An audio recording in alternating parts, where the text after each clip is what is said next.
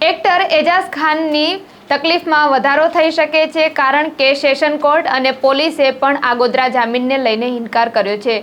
એજાઝ ખાને જ્યારે સેશન કોર્ટમાં આગોતરા જામીનને લઈને અરજી કરી હતી તો સેશન કોર્ટ દ્વારા તેનો ઇનકાર કરવામાં આવ્યો છે। તો પોલીસે પણ જણાવ્યું છે કે જો તેને આગોતરા જામીન આપવામાં આવે તો પુરાવા સાથે છેડછાડ થઈ શકે છે।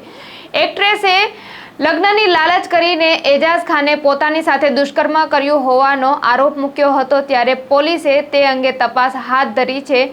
જાણવા મળ્યું છે કે એક્ટ્રેસ એજાઝ ખાને પણ પોતાનો બચાવ કરતા કહ્યું હતું કે અમારા બંનેના પરસ્પર સંબંધોને લઈને શારીરિક સંબંધો બંધાયા હતા। તો સેશન કોર્ટના વકીલે પણ જણાવ્યું હતું કે પરસ્પર સંબંધો થયા હોય તેવું લાગતું નથી કારણ કે આરોપીએ આરોપ મૂક્યા છે કે એજાઝ ખાને માત્ર લગ્નની લાલચ જ નહીં પરંતુ આર્થિક સહયોગ કરવાનો પણ એજાઝ ખાને દાવો કર્યો હતો। જો કે તે પહેલા પણ એજાઝ ખાન ડ્રગ્સ કેસમાં ફસાયા હોવાનું જાણવા મળ્યું છે। ત્યારે આ અંગે તમારું શું કહેવું છે? કમેન્ટમાં તમારા પ્રતિભાવો જરૂરથી જણાવજો।